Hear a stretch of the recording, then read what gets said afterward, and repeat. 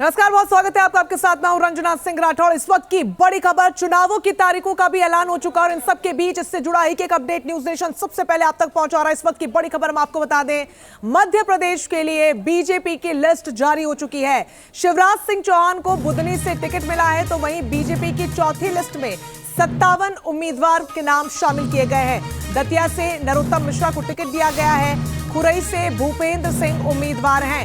तो ये पूरे ग्राफिक्स के जरिए हम आपको बता रहे हैं, जहां पर आप देख सकते हैं कि पहला चरण, दूसरा चरण कौन सी तारीखों को होगा, तो वहां ये भी साथ बता रहे हैं कि कौन सी सीट से किसको उम्मीदवार बनाया गया है। खुरई से भूपेंद्र सिंह को उम्मीदवार बनाया गया है। तो मध्य प्रदेश के लिए जो बीजेपी है वो बेहद यहाँ पर महत्वपूर्ण। तो वही राजस्थान की बात करें तो बड़ी खबर आपको बताते हैं, राजस्थान विधानसभा चुनाव के लिए टिकटों का ऐलान हो चुका है। राजस्थान में 6 सांसदों को विधानसभा का टिकट दिया गया है। राज्यवर्धन सिंह राठौड़ को जोटवाड़ा से टिकट दिया गया है। नरेंद्र कुमार सांसद को मांडवा से टिकट दिया गया है। तो वहीं दिया कुमारी सांसद को विद्याधर नगर से टिकट दिया गया है। बालकनाथ सांसद को तिजारा से टिकट दिया गया है। किरोड़ी लाल मीणा की बात करें तो सवाई माधोपुर से वो चुनाव लड़ेंगे। तो वहीं भागीरथ चौधरी सांसद किशनगढ़ से टिकट। विकास चंद्र हमारे साथ पूरी खबर पर ज्यादा जानकारी के साथ जुड़ गए। विकास, बेहद महत्वपूर्ण राजस्थान और मध्य प्रदेश के चुनाव, ऐसे में बीजेपी ने जब अपनी लिस्ट जारी की है तो किस तरीके से अब इसको देखा जाए? जी, निश्चित तौर पर काफी महत्वपूर्ण है और बीजेपी काफी दिनों से इसकी तैयारी कर रही थी, क्योंकि बीजेपी इकलौती ऐसी पार्टी है कि 365 दिन चुनावी मूड में रहती है। तो बीजेपी के लिए कुछ खास तैयारी नहीं करनी होती। यहाँ चुनाव की तिथि आने के बाद प्रचार अभियान के तरीके को बीजेपी जरूर बदल देती है और बीजेपी शायद इस दिन का इंतजार कर रही थी कि चुनाव आयोग अपने तिथियों की घोषणा करते तब वो अपने प्रत्याशियों के नामों की घोषणा करे।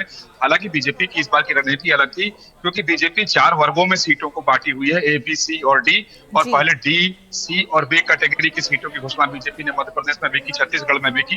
राजस्थान को लेकर के इंतजार था। तो आज जैसे ही चुनाव आयोग की तरफ से तिथियों की घोषणा की गई, बीजेपी की तरफ से जारी कर दिया गया, जो सूची है वो जारी कर दिया गया। आप देखें, राजस्थान की बात करें तो मध्य प्रदेश के पैटर्न पर ही यहाँ दिखाई दे रहा है कि तमाम सांसदों को भी चुनावी मैदान में उतार दिया गया है।